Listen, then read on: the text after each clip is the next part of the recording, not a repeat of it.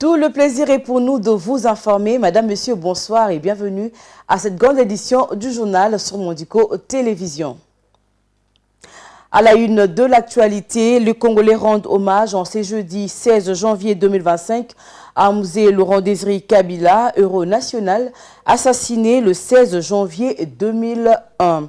24 ans plus tôt après son assassinat, Musée Laurent Désiré Kabila, troisième président après Mobutu Sese Seko, a légué un slogan « Ne jamais trahir le Congo ». Il était l'image d'un nationaliste déterminé à faire profiter aux Congolais leurs richesses tant convoitées. Image de commémoration, ce jeudi 16 janvier 2025, la République démocratique du Congo commémore le 24e anniversaire de l'assassinat de Musée Laurent Désiré et Kabila. Un culte solennel a eu lieu en la cathédrale protestante du Congo à Lingwala, rassemblant la famille biologique de l'illustre disparu, mais également les personnalités politiques. Un moment de se rappeler du combat de Musée Laurent Désiré Kabila. Suivez. Le culte en mémoire de Musée Laurent Désiré Kabila a eu lieu ce jeudi 16 janvier 2025 en la cathédrale protestante du Congo, marquant un moment poignant pour les Congolais. À 11 h, les fidèles se sont rassemblés pour rendre hommage à l'homme qui a joué un rôle crucial dans l'histoire récente du pays. Olive Lembe Kabila, épouse de l'ancien président Joseph Kabila, était de la partie lors de cette cérémonie. Son discours a évoqué les valeurs et les idéaux pour lesquels Musée Kabila s'est battu, soulignant l'importance de l'unité nationale et du développement durable en RDC. Elle a également exprimé sa gratitude envers ceux qui continuent de se souvenir et d'honorer son héritage. Ne jamais trahir le Congo. Jeannette Kabila, sœur jumelle de Joseph Kabila, était également présente, apportant un soutien indéfectible à la famille et au mémorial. Sa présence a renforcé le lien familial et historique qui unit les générations passées et présentes. Parmi les autres invités, figuraient les personnalités politiques influentes, dont certains caciques du FCC, Kabila, ainsi que les représentants d'anciennes figures politiques comme les fils de Patrice Emery Lumumba. Ces cultes d'action de grâce n'étaient pas seulement un moment de souvenir, mais aussi une occasion pour réfléchir sur le défi actuel du pays et sur le chemin à parcourir pour réaliser le rêve que Musée Kabila avait pour la République démocratique du Congo. Et puis dans un autre registre, le mercredi 15 janvier, à la Cité de l'Union africaine, le chef de l'État a présidé la deuxième réunion extraordinaire du Conseil de ministres du gouvernement souminois pour l'examen des dossiers importants du pays. De manière exceptionnelle, cette réunion hebdomadaire de l'année 2025 ne se tient pas un vendredi, car le vendredi tombe un jour férié consacré à la commémoration de la mort du héros national Patrice Emery Lumumba. Patrick Mouyaya Katembwe, ministre de la Communication et des Médias, porte-parole du gouvernement, fait le compte rendu. À la suite de la mission interinstitutionnelle d'évaluation conduite par la Première ministre du 22 au 24 novembre 2024 dans les provinces précitées, il lui a été rapporté, d'une part, que l'état de siège est encore considéré comme une nécessité du fait de la dégradation de la situation sécuritaire caractérisée par la recrudescence des velléités expansionnistes du Rwanda et ses supplétifs terroristes, et d'autre part, le besoin d'alléger davantage les dispositifs de l'état de siège s'est fait sentir au sein des populations concernées. Ainsi, dans la perspective de mettre progressivement fin à ces régimes, en passant par l'atténuation considérable de ces effets exceptionnels et en garantissant en même temps la sécurité et la stabilité des régions affectées, le président de la République a engagé le gouvernement sous la coordination de la première ministre chef du gouvernement à travers le vice-premier ministre ministre de l'Intérieur, le vice-premier ministre ministre de la Défense nationale, ainsi que le ministre d'État ministre de la Justice et garde de Sceaux, à produire une feuille de route déclinant les actions à mener au regard des recommandations produites. Cette feuille de route est attendue dans un délai de 15 jours. Et puis une réunion sur le projet Pont-Route-Rail entre la République démocratique du Congo et la République du Congo a été présidée le mercredi 15 janvier 2025 par la première ministre Judith Suminwa. Ces projets visent à renforcer le lien entre les deux États. Cette rencontre a rassemblé les experts de la RDC et de la République du Congo afin de discuter des avancées réalisées et des prochaines étapes nécessaires à la matérialisation de ces projets ambitieux. Regardez. Toutes les étapes déjà franchies et celles qui restent à réaliser pour la mise en œuvre du projet Pont-Route-Rail entre ces deux pays ont fait l'objet des échanges lors de la réunion présidée par la première ministre de la République démocratique du Congo, Judith Suminwa. Perçue comme un élément clé pour améliorer l'intégration régionale en Afrique centrale, ces projets reliera Kinshasa et Brazzaville, qui sont les capitales le plus proche au monde, facilitant ainsi les commerces et les échanges entre les deux pays. Lors de cette réunion, le ministre d'État de la RDC chargé des infrastructures, Alexis Guissaro, a mis en avant l'importance de cette initiative, affirmant qu'elle bénéficiera non seulement aux deux pays, mais également à l'ensemble de la région. Et donc, nous avons entamé ces discussions, comme venait de le dire tout à l'heure le ministre d'État. C'était des échanges techniques. Il fallait que les administrations fiscales des deux pays puissent se rapprocher pour harmoniser un certain nombre de points sur nos systèmes qui, comme vous le savez, nous sommes des États, bien que partenaires, nous restons des États souverains. Et donc, il fallait que les administrations fiscales se rapprochent et harmonisent les quelques points de différence, on va appeler ça comme ça, pour que nous puissions mettre en place un système qui sera le plus favorable possible à la concession et booster, comme vous le savez, l'objectif recherché, c'est booster les échanges d'abord humains, parce que nous sommes deux peuples frères, qu'il ne faut jamais l'oublier. Le coût de cette première phase du projet est estimé à 70 millions de dollars américains. Les deux États sont actuellement engagés dans les efforts de mobilisation de ressources pour financer ces projets vitaux. Jean-Jacques Bouya, le ministre de l'Aménagement, de l'Équipement du territoire et des grands travaux de la République du Congo, a décrit les étapes restantes avant le lancement des appels d'offres. Et les experts ont travaillé d'arrache-pied toute la journée d'hier, encore ce matin, pour harmoniser. Le travail n'est pas terminé. Je pense qu'il y a un certain nombre d'impôts et taxes qui ont été harmonisés pour le cadre de la mise en place de la concession, pour le fonctionnement de la concession. Il reste encore d'autres impôts et taxes, évidemment, à harmoniser pour que cela soit favorable aux investisseurs, puisqu'il s'agit d'une concession, donc d'un partenariat entre les deux États, y compris entre les privés au niveau international. Cela se passe bien.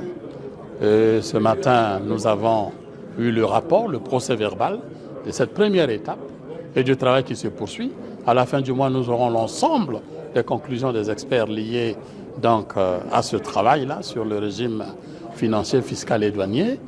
Et puis, nous avons regardé aussi, les experts ont regardé les taux de la redevance, de la concession. Là aussi, un examen minutieux qui nous amène effectivement à travailler et faire des propositions de telle sorte que, ou tout aussi flexible pour booster les investisseurs, là, évidemment, les investisseurs auront aussi à faire éventuellement les propositions autour de cette question. Donc, les États sont flexibles et pour booster l'investissement et la réalisation de ce projet. Et enfin, l'intervention des bailleurs de fonds, notamment la Banque africaine de développement et d'autres bailleurs dans le financement de ce grand projet, ces grands projets, y compris les routes d'accès au Pont-Route-Rail. Le chronogramme va se mettre en place au fur et à mesure. La question la plus importante aujourd'hui, c'est d'harmoniser la concession, qui va être à travers l'ensemble des régimes. Le projet Pont-Route-Rail est également prévu pour stimuler les commerces transfrontaliers et régionaux, en facilitant la circulation des personnes et de biens entre Brazzaville et Kinshasa. Ce projet pourrait réduire significativement les coûts commerciaux. Les estimations indiquent qu'une fois opérationnel, le pont pourrait accueillir plus de 5 millions de passagers et 3 millions de tonnes de marchandises chaque année, les positionnant comme un corridor stratégique majeur dans la région. Quittant Kinshasa, direction la province du Nord Kivu, où a été lancé le mercredi 15 janvier à Goma, dans l'est de la République démocratique du Congo, du projet de construction et de modernisation de 53 km de voirie dans le ville et territoire de cette province par le gouverneur militaire. Ces travaux seront exécutés par la société chinoise Henan Duran Construction Engineering dans le cadre du partenariat public-privé. Images et commentaires dans cet élément.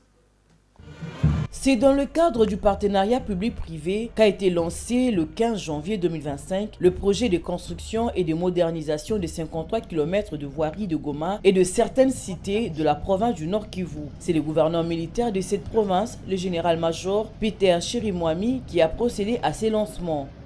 Nous sommes dans un grand chantier pour matérialiser la vision du chef de l'État, le commandant suprême, qui veut la modernisation des villes et des territoires. Et nous agissons sous l'impulsion du gouvernement de la République, qui nous accompagne dans cette vision du chef de l'État. Je ne ferai pas un long discours parce que c'est la suite de tout ce que nous sommes en train de faire comme travaux. Mais tout ce que nous pouvons dire, c'est que ce vaste chantier est en train progressivement de se transformer en un programme. Et ça pourrait durer entre 5 et 10 ans. Cela signifie que les gens ne doivent pas être pressés ou s'inquiéter pour dire les militaires ne veulent pas partir. C'est juste un chantier. On n'est pas obligé de terminer. Ceux qui viendront après nous peuvent toujours parachever. Les travaux seront exécutés par la société chinoise Henan Duran Construction Engineering. En contrepartie, les Chinois vont exploiter les carrés miniers dans le Walikale. Lungendo Passion, représentant de la société chinoise, a montré l'intérêt qu'a sa société à respecter le clause du partenariat avec la province. Le gouvernement provincial militaire a procédé à la signature d'un contrat avec impact palpable sur la vie de la population du Nord Kivu. Signalons que pour ce qui concerne la partie exploitation minière, nous avons la parfaite reconnaissance envers le territoire de Walikale, dans lequel se trouve le PE 73 de la Sakima SA, qui fera l'objet de l'exploitation des minerais pour le remboursement des investissements. C'est pour cette raison que le tout premier projet d'infrastructure commencera dans le territoire de Walikale, territoire de Lubero, territoire de Beni, territoire de Massissi, territoire de Nyiragongo, territoire de Rutshuru, ainsi que la ville touristique de Goma. Plusieurs avenues de la ville de Goma en particulier et de certaines entités du Nord Kivu sont concernées par ce projet. Timothée Soumaïli Songwa, directeur provincial de l'OVD, souligne l'importance de ce projet qui va contribuer au désengorgement de la ville. Ce projet vient résoudre plusieurs problèmes qui préoccupent la population, à savoir les problèmes des embouteillages, les problèmes de stagnation des eaux, les problèmes d'insécurité. Nous allons construire, à titre illustratif, l'avenue de la Plaine. C'est tout justement pour résoudre le problème des embouteillages qui se vit au niveau du Béléry jusqu'à la route de l'aéroport. Il nous a été instruit par les autorités d'ouvrir une autre route parallèle de l'autre côté de l'aéroport qui longe l'aéroport de Goma, de la partie gauche, en traversant le quartier Mourara. Et cette avenue va aller jusqu'à l'avenue Biaï. C'est l'avenue qui est au-dessus de l'aéroport. Et c'est à cette même occasion, nous allons construire un grand collecteur qui va longer cette avenue pour résoudre les problèmes de stagnation des eaux qui dérangent la population au niveau du quartier qu'on appelle Vision 2020. C'est l'avenue Kanyabongo, au quartier Kieshero, qui a abrité la cérémonie de lancement de travaux. Le gouverneur militaire du Nord Kivu a profité de cet événement pour saluer la résilience et la résistance de sa population. Parlons culture dans ce journal. 12 opérateurs culturels congolais ont reçu le mercredi 15 janvier 2025 leur brevet au centre Wallonie-Bruxelles de Kinshasa dans la commune de la Gombe. Ces hommes de culture ont été honorés par l'association Marcel Icter. C'était lors de la clôture du programme d'incubation d'entreprises dans les industries culturelles et créatives en République démocratique du Congo, édition 2024. Le programme d'incubation a permis à 12 jeunes entrepreneurs de suivre des formations approfondies sur la gestion d'entreprises, les stratégies de développement et de l'innovation dans les industries créatives.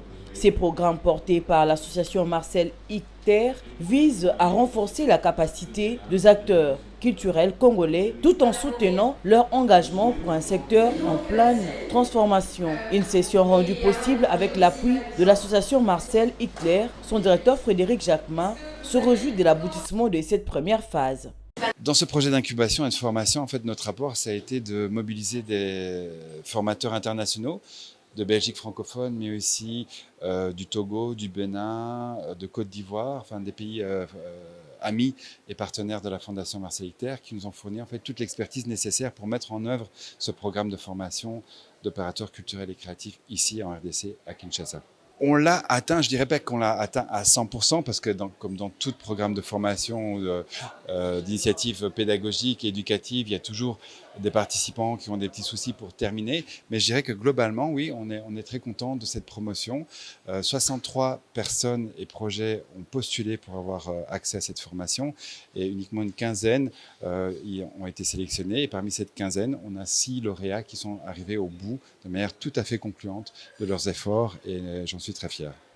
À l'occasion de cette cérémonie, ces opérateurs culturels ont vu leurs efforts récompensés et sont désormais prêts à relever le nouveau défi. Après avoir reçu une formation durant plus qu'une année, je dirais, parce que ça a commencé en mars dernier, de l'année 2024, je pense que mettre en pratique toutes ces connaissances, je vous invite même à vous dire que je suis dans l'entrepreneuriat audiovisuel, culturel. Donc au mois de février, je débute déjà mon projet de manière réelle en tant que productrice de contenu.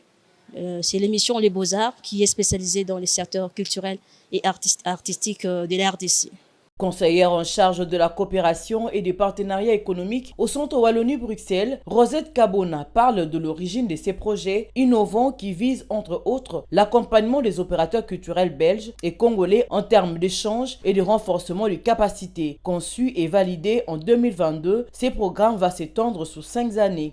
Ceci, ce n'était que le début d'une première cohorte de 12 opérateurs culturels que nous avons identifiés ensemble avec la partie congolaise, mais aussi les acteurs tels que Kobo Hub ou encore la Fondation Marcel Icter.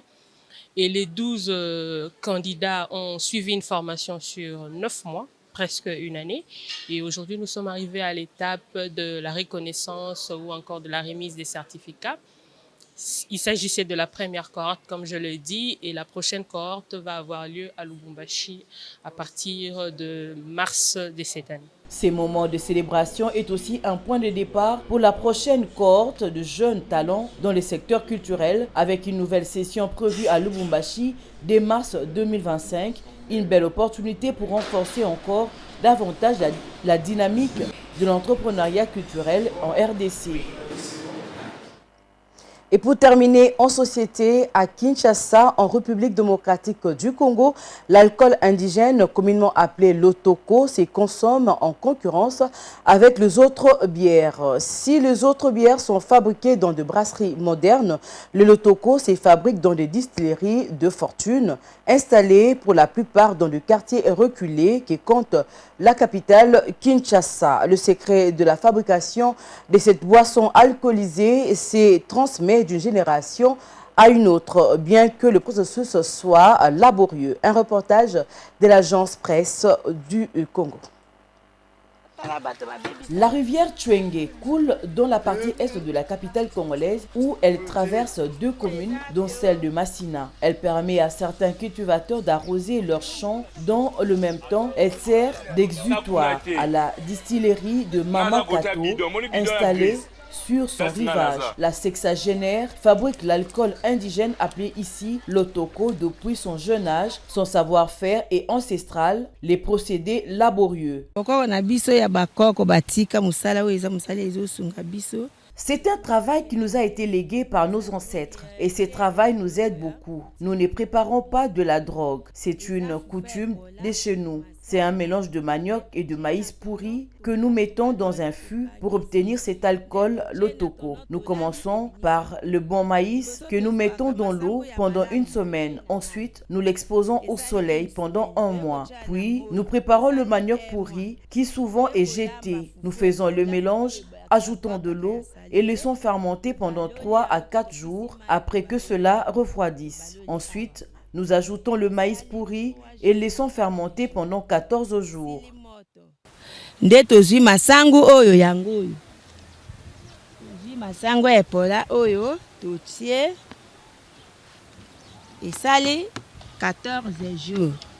que le processus de fabrication prenne du temps, Maman Kato s'est organisée pour avoir une production quotidienne. Sa distillerie produit entre 50 et 75 litres de l'otoko par jour. De ces fûts noircis par la fumée qui se dégage de ces fourneaux, se dégage une odeur de ferment. La vieille dame ne dispose pas d'appareil approprié pour mesurer la teneur en alcool de la boisson qu'elle produit. Elle recourt à sa langue pour juger de la qualité de son travail qui lui permet malgré tout de pourvoir à ses besoins.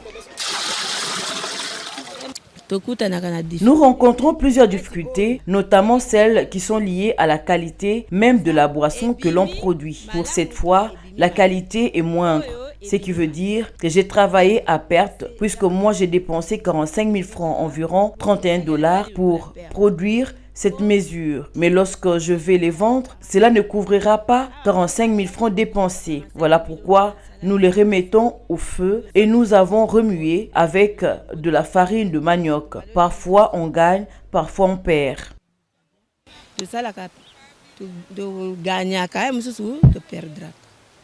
La quarantaine révolue, Dadi est revendeur de l'otoko dans la commune de Massina, dans la partie est de Kinshasa. Il vient s'approvisionner dans la distillerie de Maman Kato. Il est venu acheter un bidon de 5 litres qu'il ira revendre dans son bar de fortune.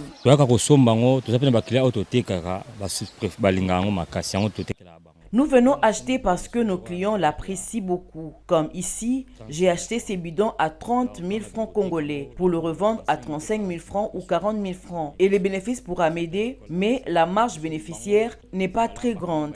Celle qui prépare estime la dose à ne pas dépasser pour éviter de s'enivrer. Il ne faut pas en prendre en excès. C'est léger, ce n'est pas comme d'autres alcools forts, comme ce qu'on appelle à Guinée et bien d'autres. Celui-ci est simple et naturel. Les consommateurs recourent au l'otoko à cause de son prix abordable. Avec peu d'argent, il peut consommer une quantité qui peut lui permettre de s'enivrer, oublier ce problème. Cependant, ce commerce bien qu'illégal reste toléré dans plusieurs coins de la ville, même si la police détruit la quantité importante de cet alcool et certaines distilleries.